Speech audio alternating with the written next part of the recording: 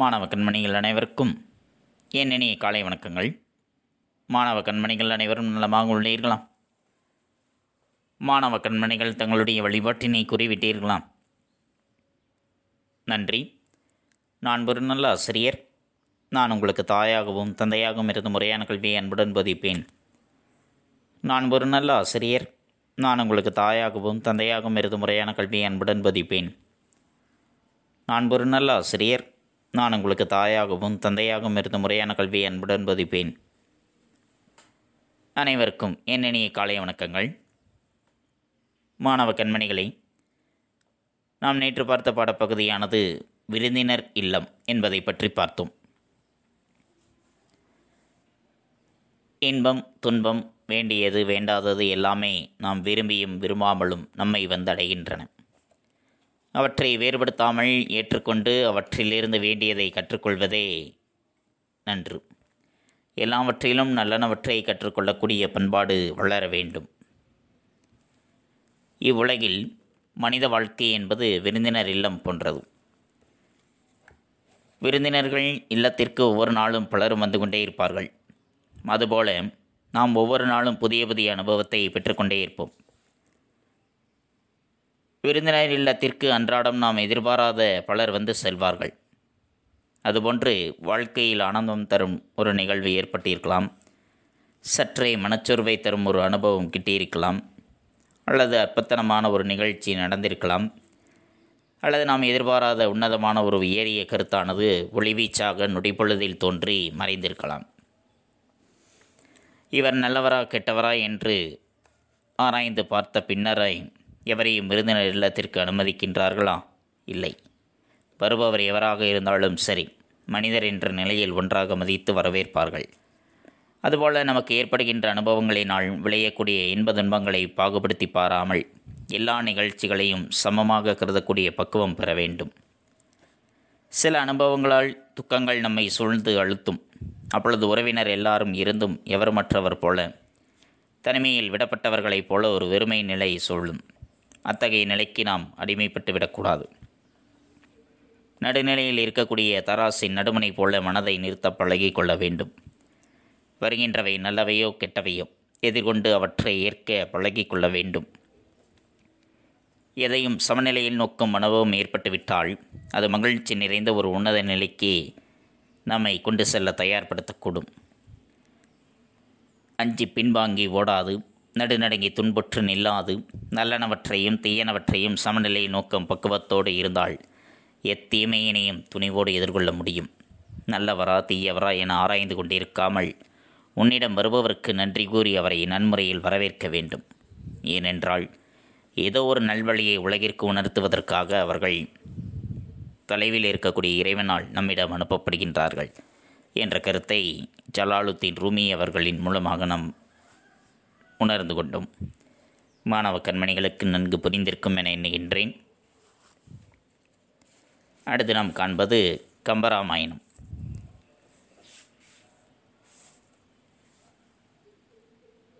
ராமரினுடைய அவதாரம் கம்பராமாயணம் என்பது. ராமர் என்ற அவதாரத்தை எடுத்திருக்கின்றார் பெருமாள். அவருடைய தசாவதாரங்களுள் ராம அவதாரமும் ஒன்று. அவருடைய பண்பு நலன்களை பல விதங்களில் நமக்கு காட்டப்படுகின்றது. எல்லா உயிர்களையும் சமமாக கருதக்கூடிய அவருடைய பண்பானது நமக்கு இங்கே பாடப்பகுதியாக கொடுக்கப்பட்டிருக்கின்றது. அனைத்து உயிரினங்களையும் சமமாக மதித்து நடக்கக்கூடிய பண்பை உடையவராக இருக்கின்றார் என்பதைத்தான் இதன் மூலம் நாம் அறிந்து கொள்கின்றோம். ஆக அன்பிற்கு வேலை என்பதே கிடையாது என்பதைத்தான் இதன் மூலமாக நமக்கு உணர்த்துகின்றார் ராமர். அத்தகைய கம்பராமாயணத்தினுடைய பாடப்பகுதிகளை காண்போமா? தங்களுடைய பாடப்புத்தகத்தில் பக்கம் எண் 53 எடுத்துக்கொள்ளுங்கள். எடுத்துக்கொண்டீர்களா? நன்றி. கம்பர்.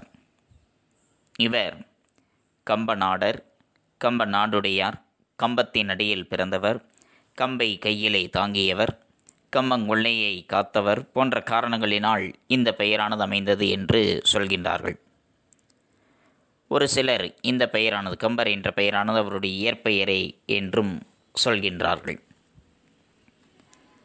இவர் சோழ நாட்டில் உள்ள திருவழுந்தூர் என்ற ஊரில் பிறந்தவர். இவருடைய தந்தை ஆதித்தர். இவர் உவச்சர் மரபை சார்ந்தவர். இவரை ஆதரித்தவர் திருவெண்ணெய்நல்லூர் சடையப்ப வள்ளல் என்பவர். திருவெண்ணெய்நல்லூர் சடையப்ப வள்ளல் என்ற வள்ளலால் இவர் ஆதரிக்கப்படுகின்றார். இவருடைய காலம் கிபி 12ஆம் நூற்றாண்டு. இவருடைய காலம் கிபி 8ஆம் நூற்றாண்டும் என்றும் சொல்கின்றார்கள். கிபி 12ஆம் நூற்றாண்டும் என்றும் சொல்லப்படுகின்றது. இவருடைய சமகால புலவர்கள் ஒட்டக்கூத்தரும் புகழேந்தி புலவரும் இவருடைய காலத்தில் வாழ்ந்த புலவர் பெருமக்கள். கம்பராமாயணம் என்ற இந்நூலானது திருவரங்கத்தில் அரங்கேற்றப்பட்டது. திருவரங்கம் என்பது இப்பொழுது ஸ்ரீரங்கம் என்று அழைக்கப்படுகின்ற திருவரங்கத்தில் கம்பராமாயணத்தை கம்பர் அரங்கேற்றினார். கவி சக்கரவர்த்தி கம்பர் என்று பாராட்டப்படுகின்ற கம்பரை பற்றிய தெளிவான வரலாறு நமக்கு கிடைக்கப்பெறவில்லை. கல்வியில் பெரியவர் கம்பர். கம்பர் வீட்டு கட்டுத்தறியும் கவிபாடும் விருத்தம் எனும் ஒன்பாவிற்கு உயர்கம்பன் என்னும் தொடர்கள் கம்பரினுடைய பெருமையை விளக்கக்கூடியவையாக அமைகின்றன. கல்வியில் சிறந்தவர். கம்பரினுடைய வீட்டில் இருக்கக்கூடிய கட்டித்தறியும் கூட கவி பாடக்கூடிய திறமை பெற்றதாக இருக்கும். விருத்தம் என்கின்ற ஒன்பாவிற்கு பாவகைக்கு உயர்ந்தவர். அந்த விருத்தம் என்ற பாவகையில் பல பாடல்களை இயற்றக்கூடிய தன்மை பெற்றவர் என்று அவரை போற்றி புகழ்கின்றார்கள். வெண்ணையூர் சடையன் தங்கள் மரபுளர் கொடுப்ப வாங்கி வசிட்டனே புனைந்தான் மௌழி என்ற கம்பராமாயண பாடலினுடைய தொடர்கள் வாயிலாக தான் எழுதிய பாடலில் தன்னை ஆதரித்த சடையப்ப வள்ளலை நன்றியுணர்வோடு பாராட்டுகின்றார். ஆங்கவன் புகழ்ந்த நாட்டை அன்பெனும் நரவம் மாந்தி மூங்கையன் பேசலுற்றான் என்னையான் மொழியலுற்றேன் என்ற தொடரின் மூலமாக கம்பருக்கு முதல் நூல் ஆசிரியராகிய வால்மீகியிடம் உள்ள மதிப்பையும் கம்பரினுடைய தன்னடக்கத்தையும் உணர்த்துகின்றது. ஏனென்றால் கம்பர் எழுதிய கம்பராமாயணம் என்ற நூலானது இராமாயணம் என்ற நூலினுடைய தழுவலாக எழுதப்பட்டது. இராமாயணம் என்பது வடமொழியில் எழுதப்பட்ட நூல். அதனை வால்மீகி முனிவர் எழுதியிருந்தார். அதனை தழுவி தமிழில் மொழிபெயர்த்து எழுதியவர் கம்பர். அதனால்தான் இந்நூலிற்கு கம்பராமாயணம் என்ற பெயரானது வழங்கப்படுகின்றது. அவ்வாறு கம்பருக்கு முதல் நூல் ஆசிரியராகிய வான்மீகியிடம் உள்ள மதிப்பையும் கம்பரினுடைய தன்னடக்கத்தையும் உணர்த்தக்கூடியது இந்த தொடரின் வாயிலாக கம்பர் உணர்த்துகின்றார். அயோத்தியை வர்ணிக்கும் கம்பர் காவிரி நாடன்ன கழனி நாடுரியி என்று காவிரி வாயும் சோழ நாட்டை சுட்டிக்காட்டுவதனால் அவருடைய தாய்நாட்டு பற்றும் வெளிப்படுகின்றது. சொற்சுவை பொருட்சுவை பொருந்த கற்பனை நயம் சிறிய கம்பரால் இயற்றப்பட்ட இந்நூல் தமிழன்னையின் பெருமையை உணர்த்தும் ஒப்பற்ற காவியமாக திகழ்கின்றது.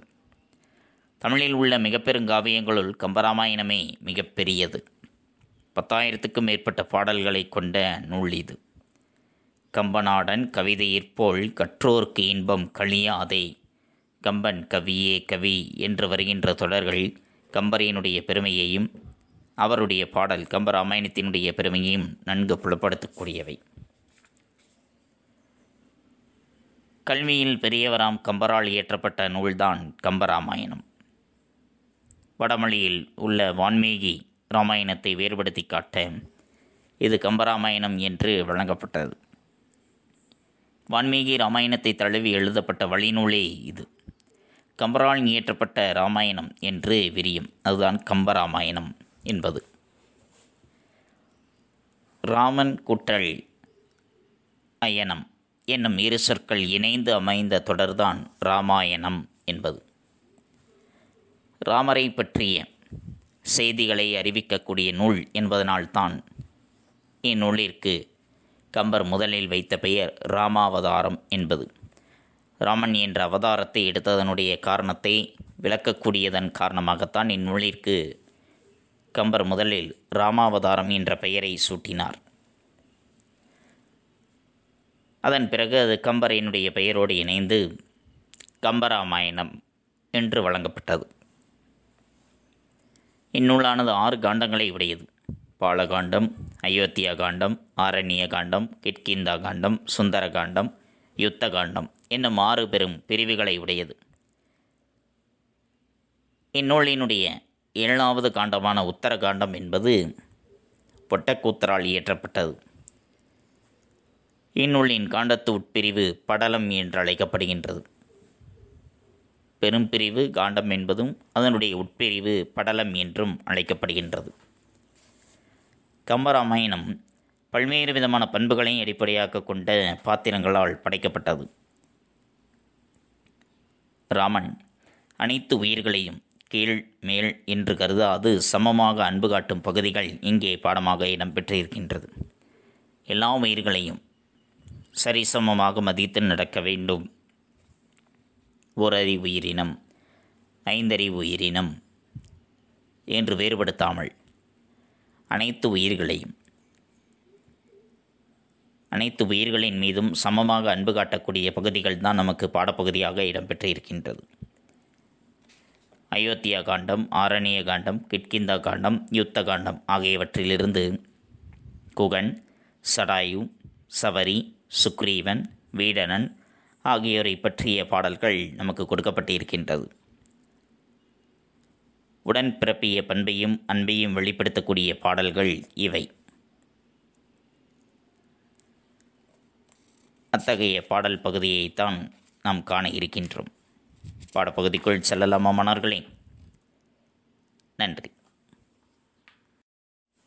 கம்பராமாயணம். யாவரும் கேளீர் என்பது தமிழர் நற்பண்பின் வளர்ச்சி. யாவரும் கேளீர் என்பது தமிழர் நற்பண்பின் வளர்ச்சி. சிறியோரை இகழ்ந்தால் இளமை என்பது அந்நற்பண்பின் மலர்ச்சி. யாவரும் கேளீர். இவ்வுலகில் உள்ள அனைவருமே என்னுடைய உறவினர்கள் என்று போற்று மதிப்பதுதான் தமிழர் நற்பண்பினுடைய வளர்ச்சியாக இருக்கின்றது. சிறியவர்களை இகழ்வது இளமை, அது மிகவும் இழிவான ஒரு செயல் என்பது அந்த நற்பண்பினுடைய மலர்ச்சியாக இருக்கின்றது. பிறப்புக்கும் எல்லா உயிர்க்கும் என்பது அவ்வுயிர் பண்பின் முதிர்ச்சி. பிறப்புக்கும் எல்லா உயிர்க்கும், இவ்வுலகில் பிறக்கக்கூடிய அனைத்து உயிர்களும் 1 அறிவிலிருந்து 6 அறிவு வரை இருக்கக்கூடிய அனைத்து உயிர்களுமே சரிசமமானவைதான். இதில் உயர்வு தாழ்வு என்ற பாகுபாடு என்பதே இல்லை என்பது அந்த உயிர் பண்பினுடைய முதிர்ச்சியாக இருக்கின்றது. காக்கை குருவி எங்கள் ஜாதி என்பது அத்தமிழ் பண்பின் தொடர்ச்சி. பாரதியார் பாடியது போல, காக்கை குருவி எங்கள் ஜாதி, 5 அறிவுடைய உயிரினமாக இருந்தாலும் சரி, அவையும் எங்களுடைய இனம்தான் என்று கருதுவது அந்த தமிழ் பண்பினுடைய தொடர்ச்சியாக இருந்தது. கம்பனின் காவியம் ராமனை பண்பினுடைய படிமமாக படைத்திருப்பது அதில் உயர்ச்சி. கம்பரினுடைய காவியம் கம்பராமாயணம் என்பது அந்த உயிரின பண்பினுடைய படிமமாக, அதனுடைய வடிவமாக ராமரை படைத்திருப்பதுதான் மிகவும் உயர்வான ஒன்றாக இருக்கின்றது. தாய் தந்தை மீதான அன்பு, உடன்பிறப்பியம் ஆகியவற்றை எல்லைகள் அனைத்தையும் கடந்து ராமன் விரிவுபடுத்துகின்றான். தன்னுடைய தாய் தந்தை மீது வைத்திருக்கக்கூடிய அந்த அன்பானது தன்னுடன் பிறந்தவர்கள் அவர்களோடு நின்று விடாமல் எல்லைகள் அனைத்தையும் கடந்து ராமன் அதனை விரிவுபடுத்துகின்றான். எல்லை கடந்து அவற்றை விரிவடையச் செய்கின்றான். எல்லையில்லாது அனைவரிடத்திலும் அவன் அன்பு காட்டுகின்றான். வேடன், பறவை, எளிய முதியவள், வானரம், எதிரியின் தம்பி என்ற வேலிகள் அவனுடைய அன்பிற்கு இல்லை. சாதாரண ஒரு வேடுவனாக இருந்தாலும் சரி, அல்லது பறவையாக இருந்தாலும் சரி, சாதாரண எளிய முதியவள், ஒரு வானரம், தனது எதிரியினுடைய தம்பி என்ற வேலிகள் எல்லாமே ராமனினுடைய அன்பிற்கு இல்லவே இல்லை. எல்லையற்ற அன்பினை அனைவரிடத்திலும் செலுத்துகின்றார் ராமன். அத்தகைய அவருடைய அன்பினை வெளிப்படுத்தக்கூடிய பாடல்கள் தான் நாம் இன்று காண்பது. அதில் முதலில் அயோத்தியா காண்டத்தில் குகப்படலம். அயோத்தியா காண்டத்தில் குகப்படலத்தை பற்றி நாம் பார்க்கின்றோம். கம்பராமாயணத்தில் 2வது காண்டமாக விளங்குவது அயோத்தியா காண்டம் என்பது. அயோத்தியில் நடந்த கதைப்பகுதியை கூறுவதன் காரணமாக இந்த பெயரானது பெற்றிருக்கின்றது. அதில் குகப்படலம், குகன் வேடுவர் குல தலைவன். வேடுவர்கள் வேட்டையாடுபவர்கள், அந்த வேடுவர்களினுடைய தலைவனாக இருப்பவர் குகன். பாறை உடலுக்குள் பஞ்சு உள்ளம் கொண்டவன் அவன். பாறை ஒன்று நன்கு திடகாத்திரமான வலிமையான உடல் இருந்தாலும் உள்ளமானது, அவருடைய உள்ளமானது ஒரு பஞ்சினை போன்று மென்மையான உள்ளம் படைத்தவர். காட்டிற்கு செல்கின்ற ராமன் கங்கையை கடக்க அவன் உதவி செய்கின்றான். காட்டிற்கு வனவாசம் செல்கின்றார் ராமன். அப்படி அவர் வனவாசம் செல்லும் பொழுது கங்கை நதியானது இடையில் வருகின்றது. அந்த கங்கை நதியை கடப்பதற்காக அவருக்கு உதவி செய்கின்றான் குகன். அன்பிற்கு உண்டோ அடைக்கும் தாழ் என்பதை நிறுவும் வகையில் ராமன் குகனினுடைய நட்பானது அங்கே முகிழ்கின்றது, வளர்ச்சி அடைகின்றது. ராமன் இளவரசனாக இருந்தாலும் சரி, சாதாரண வேடனான குகனையும் தன்னுடன் பிறப்பாக ஏற்றுக்கொள்கின்றான். இளவரசனாக இருந்தாலும் சரி, முடிசூடக்கூடிய அரசனாக இருக்கக்கூடிய நிலையில் இருந்தாலும் சரி, சாதாரண வேடுவர் குல தலைவனாக இருக்கக்கூடிய குகனை தன்னுடன் பிறந்தவனாக ஏற்றுக்கொண்டு தோழமை பாராட்டுகின்றான். பின்னாளில் அவரை சந்திக்கக்கூடிய பரதனுக்கும் எனக்கும் மூத்தோன் என்று குகனை ஏற்கின்றான். பின்னாளில் அவனை சந்திக்கக்கூடிய பரதனும் கூட, அவருடைய தம்பி, இளைய தம்பி பரதனும் கூட குகனை எனக்கும் மூத்தவர் என்று கருதுகின்றார். அத்தகைய பாடல்தான் முதல் பாடல். அன்னவன் உரை கேளாம் அமலனும் உரை நேர்வான் என் உயிர் அணையாய் நீ இளவள் உன் இளையான் இந்நன்னுதலவள் நின் கேள் நளிர்கடல் நிலமெல்லாம் உன்னுடையது நான் உன் தொழில் உரிமையின் உள்ளேன். அன்னவன் உரைகேலா அமலனும் உரை நேர்வான் என் உயிர் அணையாய் நீ இளவள் உன் இளையான் இந்நன்னுதலவள் நின் கேள் நளிர்கடல் நிலமெல்லாம் உன்னுடையது நான் உன் தொழில் உரிமையின் உள்ளேன். இதுதான் முதல் பாடலானது. பாடல் புரிந்ததா? அன்னவன் உரைகேலாம் அமலனும் உரை நேர்வான் என் உயிர் அணையாய் நீ இளவள் உன் இளையான் இந்நன்னுதலவள் நின் கேள் நளிர்கடல் நிலமெல்லாம் உன்னுடையது நான் உன் தொழில் உரிமையின் உள்ளேன். நன்றி. அன்னவன் உரைகேலாம். அன்னவன் குகன் கூறிய உரை கேளாம், உரைகளை கேட்டு, குகன் கூறிய அந்த உரைகளை கேட்டு, சொற்களை கேட்டு அமலனும் உரை நேர்வான். அமலன், அமலன் என்பது ராமன். தூயவனாகிய ராமன் உரை நேர்வான், மறுமொழி கூறுகின்றான். குகன் கூறிய சொற்களை கேட்டு குகன் என்ன சொன்னான்? நான் உங்களை விட்டு நீங்க மாட்டேன், நான் உங்களோடு தான் வருவேன், உங்களிடத்தில் நீங்காத அன்பு வைத்திருக்கின்றேன் என்று சொல்கின்றான். அவன் கூறிய சொற்களை கேட்டு தூயவனாகிய ராமனும் சொல்கின்றான். மறுமொழி கூறுகின்றான், என் உயிர் அணையாய் நீ, என் உயிர் அணையாய் நீ, நீ என் உயிர், என்னுடைய உயிரை அணையாய், அணையாய் என்றால் ஒத்தவன், என்னுடைய உயிரை போன்றவன், நீ என் உயிரை போன்றவன். யாரு? குகனை பார்த்து சொல்கின்றார். நாட்டினுடைய இளவரசனாக இருக்கக்கூடியவர் சாதாரண வேடுவர் குல தலைவனாக இருக்கக்கூடிய குகனிடம் சொல்கின்றார், என் உயிர் அணையாய் நீ, நீ என்னுடைய உயிரை போன்றவன். இளவள் உன் இளையான், இளவள் தம்பி, என்னுடைய தம்பியாகிய லக்குவன் உன் இளையான், உனக்கும் தம்பியாவான். இவன் என்னுடைய தம்பி. என்னுடைய தம்பியாகிய லக்குவன் உனக்கும் தம்பிதான். இந்நன்னுதலவள் நின் கேள், இந்நன்னுதலவள், இந்த நன் அழகிய, நுதல், நுதல் என்றால் நெற்றி,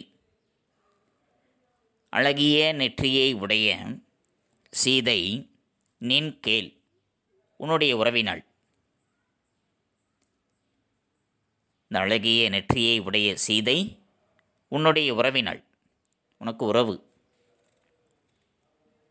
நளிர்கடல் நிலமெல்லாம் உன்னுடையது, நளிர் குளிர், இந்த குளிர்ந்த கடலால் சூழப்பட்டிருக்கக்கூடிய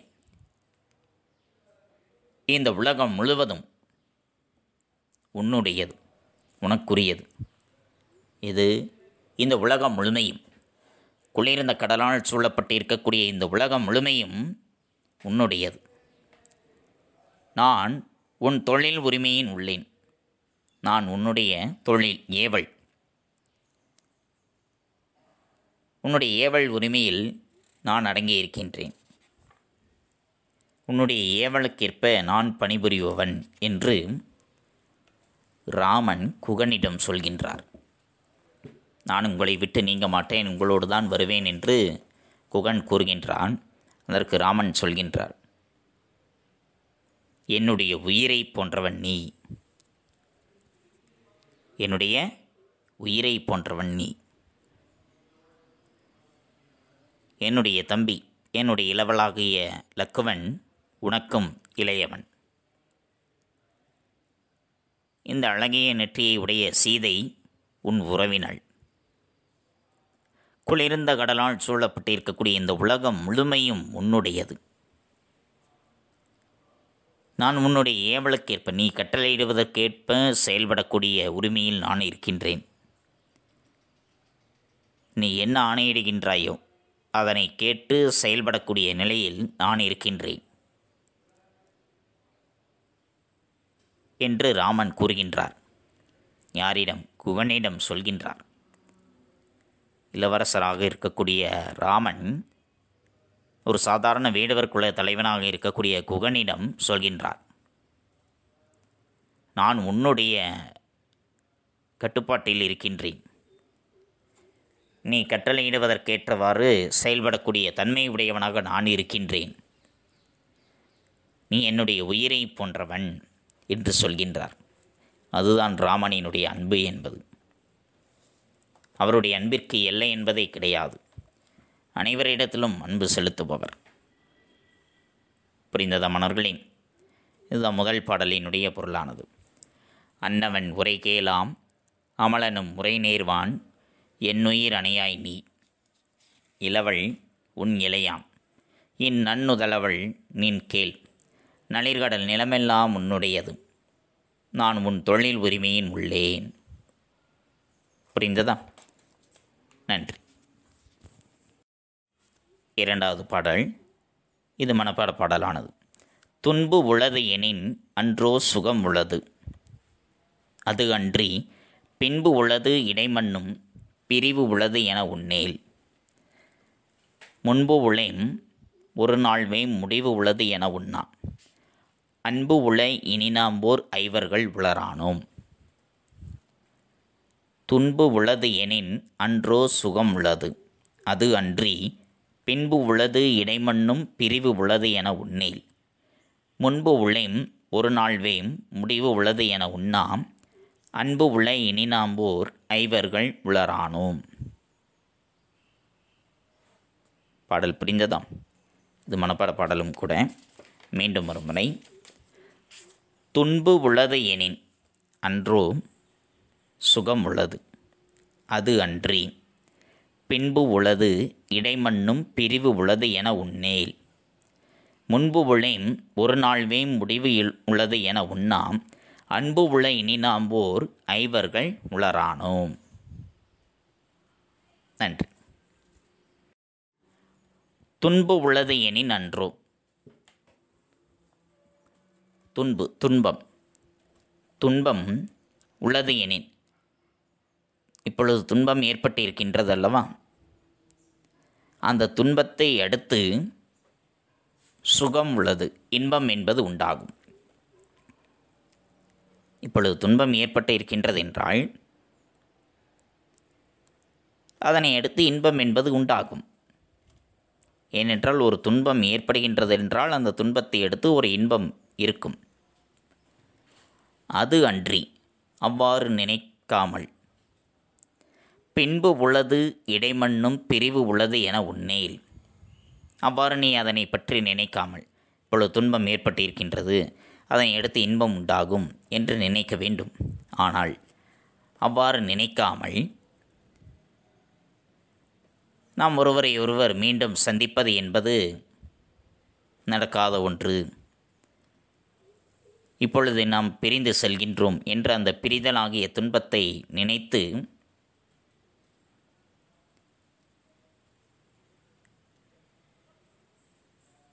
நீ வருத்தம் கொள்ள வேண்டாம், நீ வருந்த வேண்டாம். இப்பொழுது நான் உன்னை விட்டு பிரிந்து செல்கின்றேன், அதனால் உனக்கு துன்பமானது ஏற்படுகின்றது. அந்த துன்பத்தை அடுத்து இன்பம் என்பது உண்டாகும்.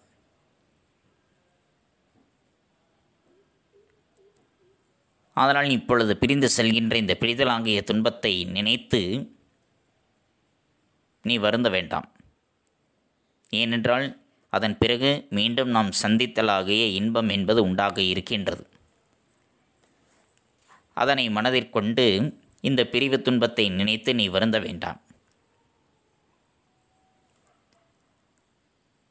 முன்பு உளேம் ஒரு நாள்வேம் முடிவு உள்ளது என உண்ணாம். முன்னாள், இதற்கு முன்னதாக ஒரு நாள்வேம்,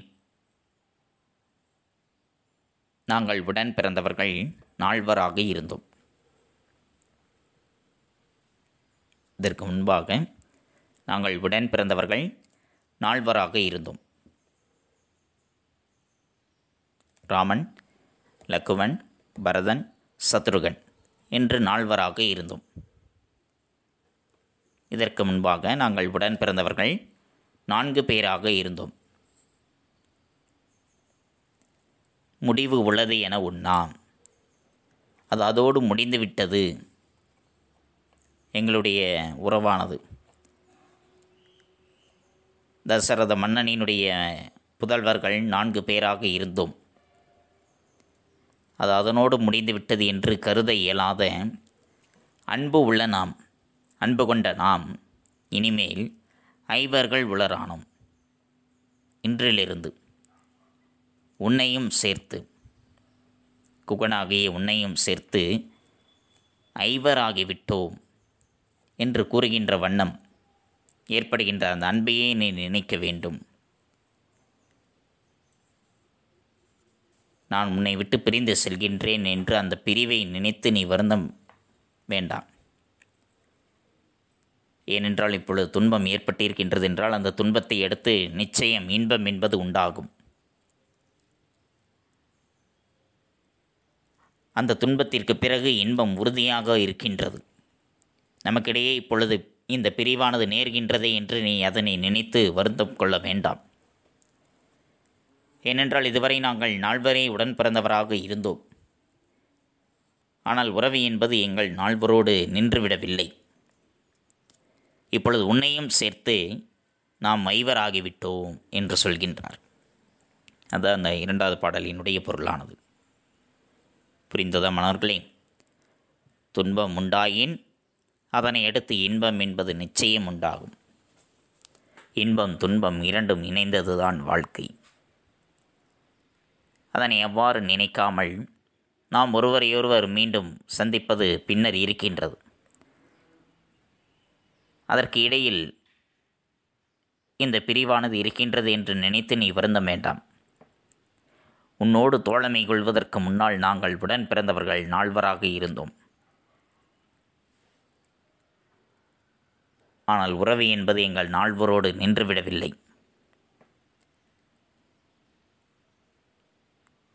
இனி உன்னையும் சேர்த்து நாங்கள் உடன் பிறந்தவர்கள் ஐவராகிவிட்டோம் என்று சொல்கின்றார். அதுதான் அந்த பாடலினுடைய பொருள். துன்பு உளது எனின் அன்றோ சுகம் உள்ளது அதுவன்றி பின்பு உள்ளது இடைமண்ணும் பிரிவு உள்ளது என உன்னேல் முன்பு உழையும் ஒரு நாள்வே முடிவு உள்ளது என உண்ணா அன்பு உள்ள இனி நாம் ஓர் ஐவர்கள் உளரானோம். நன்றி. மாணவ கண்மணிகளே, இதுகாரும் நாம் கண்டறிந்தது கம்பராமாயண பாடலின் முதல் 2 பாடல்களை பற்றி பார்த்தோம். வேடுவர் குல தலைவன், பாறை உடலுக்குள் பஞ்சு உள்ளம் கொண்டவன் அவன். காட்டிற்கு செல்கின்ற ராமன் கங்கையை கடக்க உதவி செய்கின்றான். அன்பிற்கு அடைக்கும் தாழில்லை என்பதை நிறுவும் வகையில் ராமன் குகன் நட்பு முகிழ்கிறது. ராமன் இளவரசனாக இருந்தாலும் வேடனான குகனை உடன்பிறப்பாக ஏற்றுக்கொள்கின்றான்.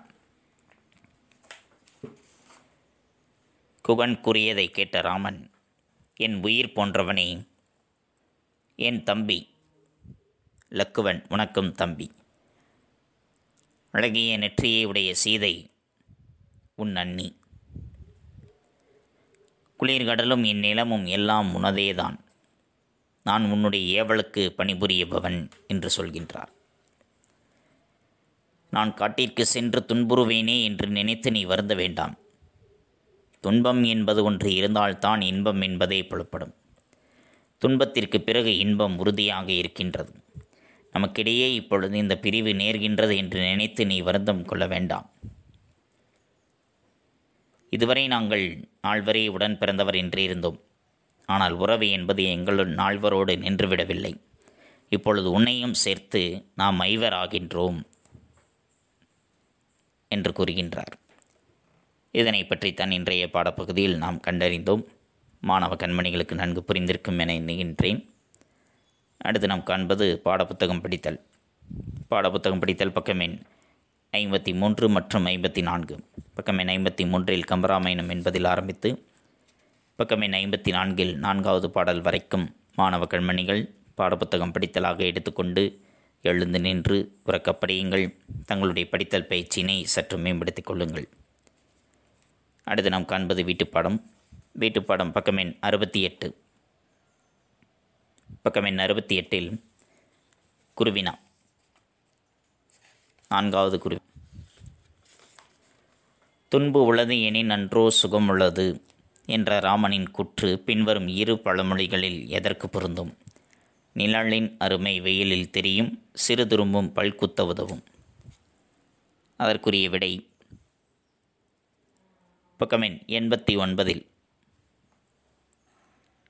துன்பு உள்ளதின் எனின் அன்றோ சுகம் உள்ளது என்ற ராமனின் கூற்று பின்வரும் பழமொழிகளுள் எதற்கு பொருந்தும்? நிழலின் அருமை வெயிலில் தெரியும், சிறுதுரும்பும் பல்குத்த உதவும். அதற்குரிய விடை நிழலின் அருமை வெயிலில் தெரியும். அதேபோல் குருவினா 2 நிலையாமை குறித்து சவரி உரைக்கும் கருத்து யாது? அதற்குரிய விடையும் தங்களுடைய கோண தமிழ் உரையில் பக்கம் எண் 89 இடம்பெற்றுள்ளது. நிலையாமை குறித்து சவரி உரைக்கும் கருத்து யாது? உலகிலுள்ள பொருள்கள் மீது நாம் கொள்ளும் பற்று நிலையற்றதாகும். நிலையற்ற வாழ்வில் நீண்ட தவம் செய்து நிலையான இன்பத்தை பெற வேண்டும். இவையே நிலையாமை குறித்து சவரி கூறும் கருத்தாகும். இந்த 2 வினாக்கள் தான் வீட்டுப்பாடம். இந்த 2 வினாக்களையும் ஒருமுறை எழுதி பலமுறை படித்துக் கொள்ளுங்கள். எழுதுவது ஒருமுறை, படிப்பது பலமுறை. தங்களுடைய கையெழுத்து பயிற்சியும் சற்று மேம்படுத்திக் கொள்ளுங்கள். மீண்டும் அடுத்த பாட வேளையில் சந்திப்போம். நன்றி, வணக்கம்.